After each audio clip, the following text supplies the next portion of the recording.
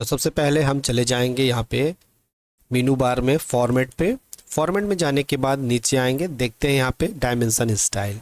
इसे आप क्लिक करके इस विंडो को ओपन कर सकते हैं। अदरवाइज़ यहाँ पे आप कीबोर्ड में केवल डी प्रेस करेंगे, एंटर करेंगे, तो यहाँ पर आपको सेम वही विंडो आपकी स्क्रीन पर मिल जाएगा। जिसमें साथियों आपको सबसे पहले क्या करना होता है, यहाँ पे आप देखेंगे दो टाइप से आपको डायमेंशन स्टाइल सेटअप मिलता है। एक एनोटेटिव है, एनोटेटिव में आप जो फिक्स करके रखेंगे उसके बाद आप यहाँ नीचे देखेंगे, यहाँ से स्केलिंग आप इसकी कर सकते हैं। ठीक है, यहाँ से आप इसकी स्केल सेट करेंगे। बट प्राय लोग स्टैंडर्ड पे वर्क करते हैं, तो हम चलिए स्टैंडर्ड पे ही आगे बढ़ते हैं। स्टैंडर्ड में क्या होता है, यहाँ पे मॉडिफाई में आएंगे। मॉडिफाई में आने के बाद यहाँ पर आपको देखने के लिए मिलेगा जो आपको यहाँ पे आप देख रहे हैं, line, symbol and arrow, text, fit, primary unit, alternate unit और टॉलरेंस। इतनी प्रकार की इसकी सेटिंग्स होती हैं, जिन सेटिंग्स के बारे में आज हम पूरी डिटेल्स में सीखेंगे। साथ ही साथ ये भी सीखेंगे कि हम कोई भी न्यू फाइल जब ओपन करते हैं तो उस पर हमें बार बार यूनिट सेटअप ना करना पड़े। हम एक बार यूनिट सेटअप करके रख दें, उसके बाद कभी भी कंप्यूटर ओपन करते हैं, कोई भी ऑटोकैड के अंदर न्यू फाइल ओपन करते हैं, तो हम जो भी यूनिट सेट करके रखे हुए हैं वो ऑलरेडी हमारी न्यू फाइल में सेट होके मिले, ताकि हमें बार बार यूनिट सेटअप और डायमेंशन स्टाइल सेट ना करना पड़े। तो इसकी सेटिंग भी मैं आज यहाँ पे आपको बताऊँगा, इसलिए वीडियो पे शुरू से अंत तक आप ज़रूर बने रहें। वीडियो काफ़ी यूज़फुल होने वाला है। चलिए वीडियो शुरू करते हैं। तो साथियों सबसे पहले क्या करेंगे, यहाँ पर मैं एक ड्रॉ कर लेता हूँ जिससे आपको सारी चीज़ें क्लियर होती रहें। मैं एक बॉक्स ड्रॉ करता हूँ, इसका हम डायमेंशन चेक कर लेते हैं यहाँ से, इस प्रकार।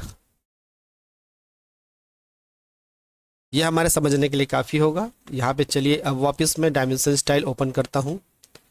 यहाँ से हम मॉडिफाई में जाएंगे। अब हम समझते हैं कुछ चीज़ों को। ठीक है, सबसे पहले हम लाइन के बारे में सीखेंगे। लाइन में क्या होता है साथियों, यहाँ पे आप देख रहे हैं ये जो डायमेंशन लाइन है, इनमें दो प्रकार की लाइनें होती हैं। एक होती है डायमेंशन लाइन, जैसे कि आप यहाँ पे देख रहे हैं, और दूसरी होती है एक्सटेंशन लाइन। तो हमारे इस ड्राइंग में डायमेंशन लाइन क्या होती है, ये जो आप डायमेंशन टेक्स्ट देख रहे हैं, इसके ये जो सीधी सीधी लाइन खींची हुई है, इसे हम डायमेंशन लाइन कहते हैं। चलिए उसे समझने के लिए मैं पहले इसका कलर चेंज कर देता हूँ। ठीक है, ओके, सेट करंट क्लोज। चलिए अब ये बहुत अच्छे से क्लियर होगा आपको। यहाँ पर देखिए ये जो येलो कलर की लाइन दिख रही है, इस लाइन को हम कहते हैं डायमेंशन लाइन। ठीक है, और ये जो आप रेड लाइन देख रहे हैं, ये रेड कलर की लाइन जो है ये है एक्सटेंशन लाइन। अब इसके बारे में थोड़ा डिटेल समझते हैं साथियों। जैसे ये जो डायमेंशन लाइन है, इस डायमेंशन लाइन का हम यहाँ पे कोई भी लाइन टाइप चेंज करना चाहें, जैसे अभी ये कंटिन्यूस लाइन टाइप में है। ठीक है, अदर्स में जाते हैं तो यहाँ से लाइन का टाइप हमें ओपन हो जाएगा। ठीक है, यहाँ पर हम जैसे ही लोड पे क्लिक करते हैं तो देखेंगे हम यहाँ पे लाइन की प्रॉपर्टी सेट कर सकते हैं। इतने प्रकार के हमारे पास लाइंस हैं। ठीक है, चलिए इसमें मैं मान लीजिए सेंटर लाइन देता हूँ। ठीक है, सेंटर लाइन कैसा होता है, इस प्रकार से लाइन डेस इस प्रकार से। ठीक है, ओके करता हूँ। अभी मैं इसे सेलेक्ट करके ओके कर दूँगा। अभी हमारी डायमेंशन लाइन जो है इस प्रकार की डैश डॉटेड लाइन बन जाएगी। सेट करेंट करके मैं क्लोज करता हूँ। देखिएगा यहाँ पे इस प्रकार से हमारे पास ये लाइन चेंज होके आ गई है। ठीक है, तो इसी प्रकार मैं बार बार अभी ओके करके आपको दिखाऊंगा नहीं, केवल यहाँ पे ही आपको सिस्टम्स में बताऊंगा। तो इस प्रकार वो चीज़ें चेंज होती जाएंगी। अभी हम आगे समझते हैं। जो भी आपको प्रीव्यू दिखेगा, आप इस बॉक्स के अंदर में उस प्रीव्यू को देखेंगे। ठीक है, आप ये वाली जो डायगोनल लाइन है इस पर ज़्यादा ध्यान दीजिएगा। इस पर आपको सारा जो भी मॉडिफिकेशन करते जाएंगे, इस पर आपको बहुत अच्छे से दिखेगा। ठीक है, चलिए अभी क्या है, हमने लाइन का कलर चेंज कर दिया, येलो ले लिया। यहाँ से हमने लाइन टाइप समझ लिया।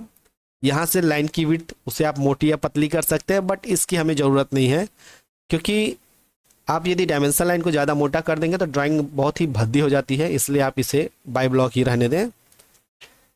अब इसके बाद एक्सटेंड बियॉन्ड थिक है ना, एक्सटेंड बियॉन्ड टिक्स का क्या मतलब होता है?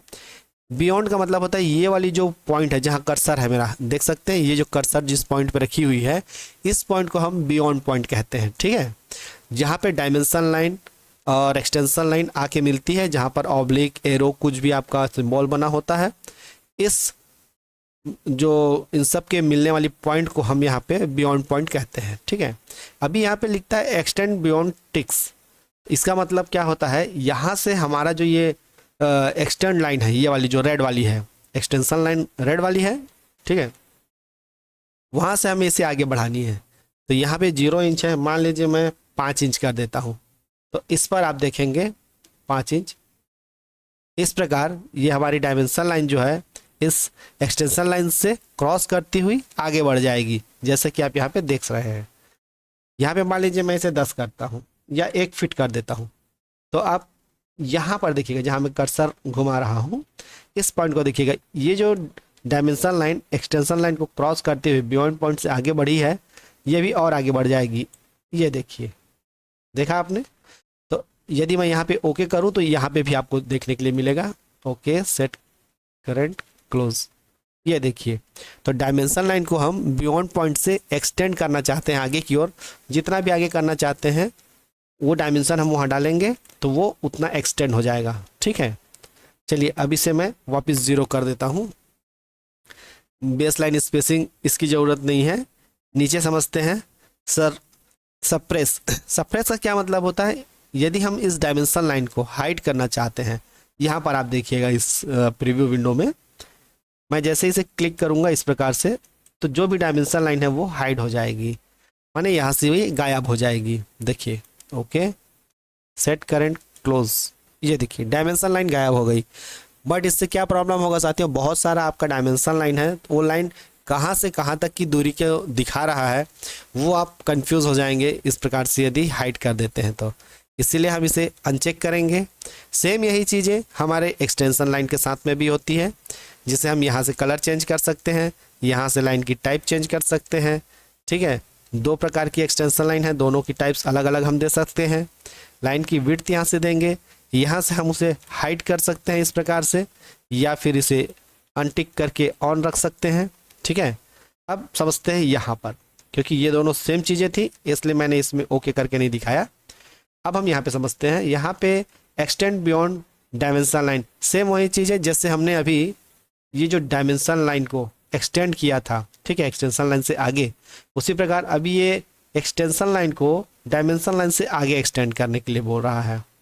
मान लीजिए मैं यहाँ पर दे देता हूँ 1 फीट, ठीक है, ओके करते हैं। ये देखिए क्या हुआ, ये आगे बढ़ गया।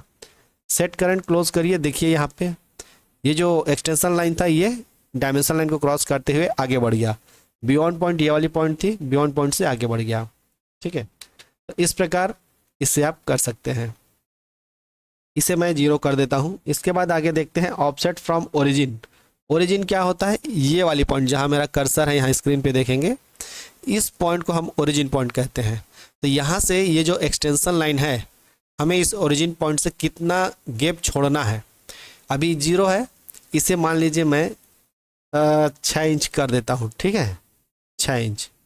अभी देखिएगा ओरिजिन से यहाँ से ये स्पेस छूट जाएगा। ओके करेंगे, सेट करंट क्लोज। ये देखिए इस ओरिजिन से इसने 6 इंच का स्पेस यहाँ पे छोड़ दिया। मेजरमेंट करके देखते हैं इसका।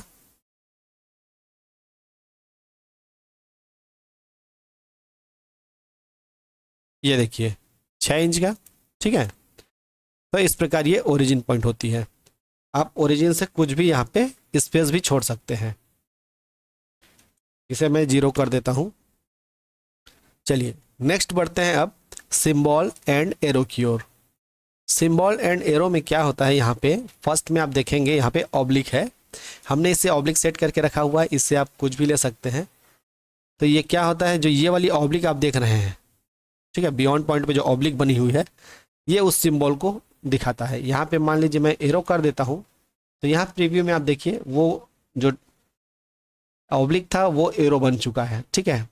बट हम इसे ऑब्लिक ही रखते हैं, देखने में ज़्यादा सुंदर लगता है। इसके बाद यहाँ पे लीडर। लीडर का मतलब होता है किसी चीज़ को लीड करने के लिए हम एरो जैसे सिंबल देते हैं। यहाँ पे मैं दिखाता हूँ LE लीडर। यहाँ से मैं इस प्रकार कुछ यदि लिखना चाहता हूँ यहाँ पे, ठीक है, मान लीजिए इसे REC रेक्टेंगल है तो मैं REC लिख दिया। इस प्रकार आप किसी चीज़ को इंडिकेट करना चाहते हैं तो उसके लिए हम लीडर का यूज़ करते हैं। लीडर में यहाँ पे टॉप में जो एरो बना हुआ है, इसी एरो को हम यहाँ पे देख रहे हैं, जिसे आप चेंज भी कर सकते हैं। मान लीजिए इस टाइप का आप ओपन एरो मैंने बना दिया, ठीक है, ओके करते हैं, सेट करें, ये देखिए। तो यहाँ पे आप एरो की स्टाइल को भी चेंज कर सकते हैं, ठीक है। एरो की स्टाइल को चेंज करने के साथ साथ यहाँ से एरो की साइज़ को चेंज कर सकते हैं। ये जैसे 10 इंच का है, आप इसे कम या ज़्यादा कर सकते हैं अपने रिक्वायरमेंट के अकॉर्डिंग, बट आपकी ड्राइंग के हिसाब से आपको इसे सेट करके रखना चाहिए, ठीक है। ये हो गया। इसके बाद हम नेक्स्ट बढ़ते हैं यहाँ पे टेक्स्ट में। टेक्स्ट में क्या है साथियों, यहाँ पे टेक्स्ट का स्टाइल स्टैंडर्ड है। दो टाइप के होते हैं, जैसे एनोटेटिव और स्टैंडर्ड। हम अभी स्टैंडर्ड पे बात कर रहे हैं तो इसलिए हम यहाँ पे स्टैंडर्ड रखे हुए हैं। इस बॉक्स पे आप क्लिक करेंगे, यहाँ से आप टेक्स्ट का फॉर्मेट चेंज कर सकते हैं, कोई भी प्रकार का फॉन्ट स्टाइल जो आप चेंज करना चाहेंगे। यहाँ से आप उसका स्टाइल चेंज कर सकते हैं, जैसे यहाँ नीचे में देखिएगा जहाँ पे ये कर्सर मैं घुमा रहा हूँ, यहाँ पे अभी बोल्ड करते हैं तो इस प्रकार ये टेक्स्ट मोटा हो जाएगा। इसे आप बोल्ड इटैलिक करते हैं तो मोटा होने के साथ साथ थोड़ा तिरछा भी हो जाएगा। इसके बाद केवल इटैलिक करते हैं तो ये स्लिम हो जाएगा और इटैलिक हो जाएगा, और रेगुलर करते हैं तो एक सिंपल फॉन्ट में आ जाएगा, ठीक है।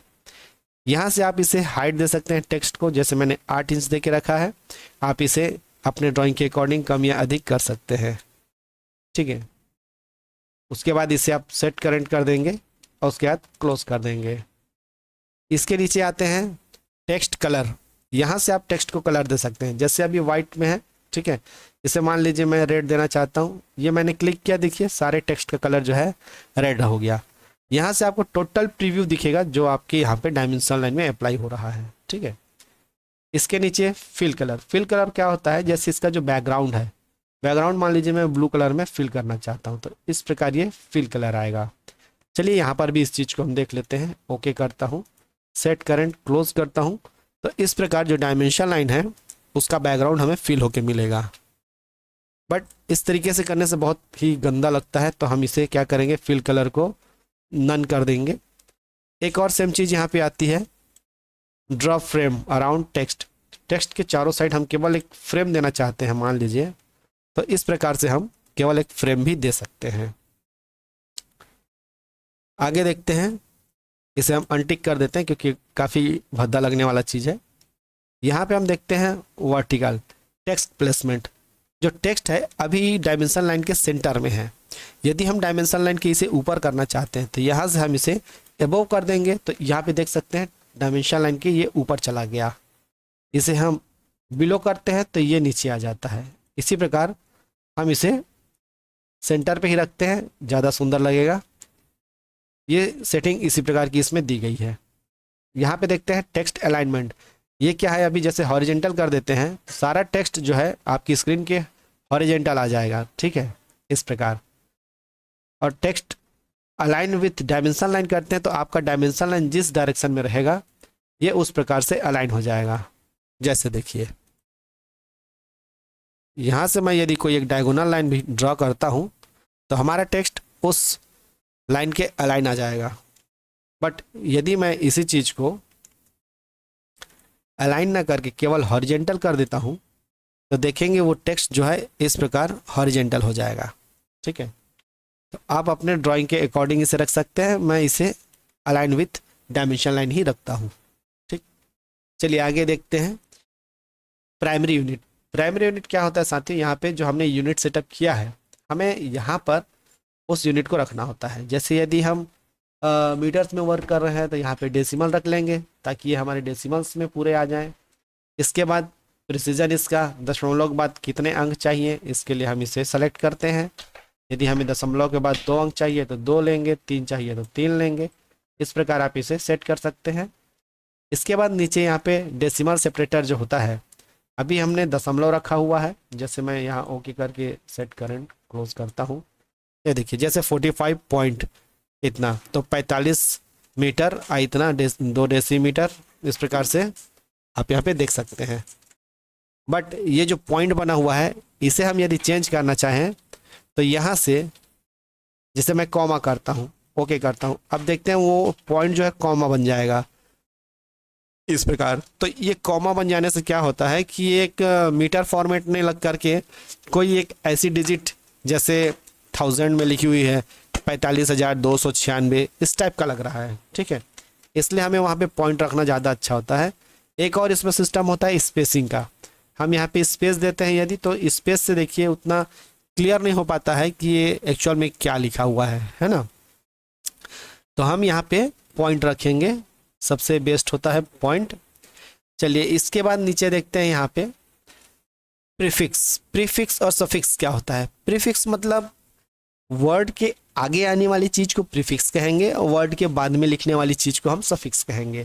तो जैसे हमारा मीटर में यहाँ पे है, मान लीजिए मैं यहाँ पे एम लिख देता हूँ प्रीफिक्स, तो ये हमारे टेक्स्ट के आगे में एम करके लिखा के आ जाएगा मीटर्स के लिए, ठीक है। इस प्रकार मीटर 45 ऐसा। बट इस प्रकार से लिखने की बजाय यदि प्रीफिक्स सफिक्स का यूज़ करना ही है तो मैं कहूँगा कि आप सफिक्स में यूज़ करें, ताकि ये देखने में काफ़ी सुंदर और सही भी लगता है।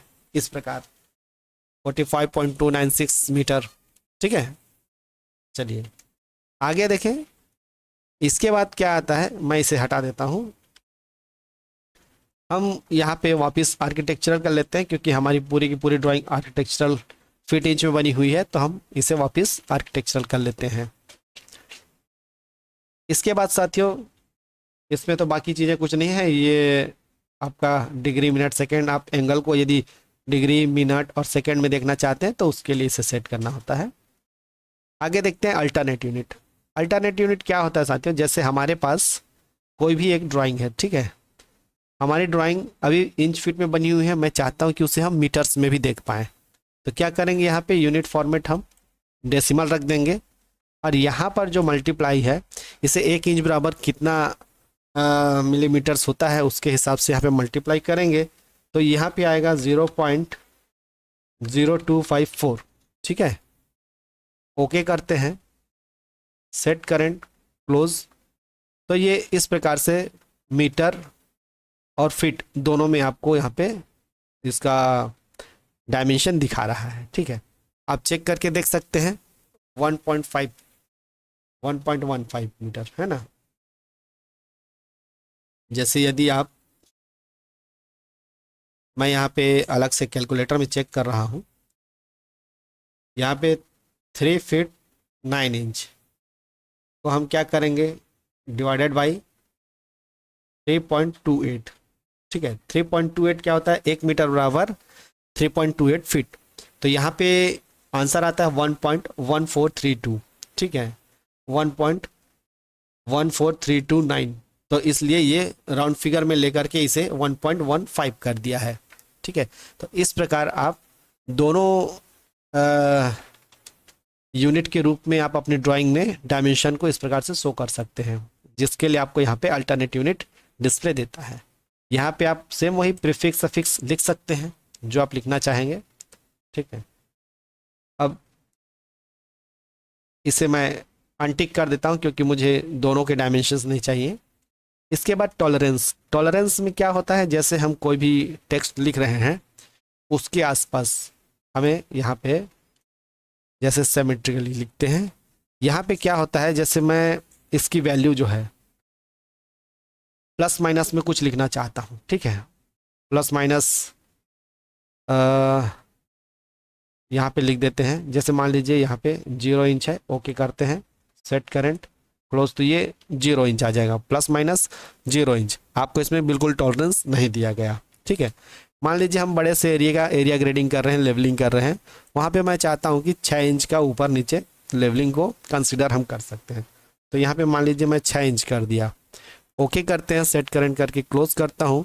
तो वहाँ पर 6 इंच प्लस माइनस ग्रेडिंग को हम कंसिडर करेंगे, ऐसा करके यहाँ पे दिया गया है लमसम 6 इंच। आप इससे ऊपर या नीचे लेवलिंग कर सकते हैं, ठीक है, एवरेज में।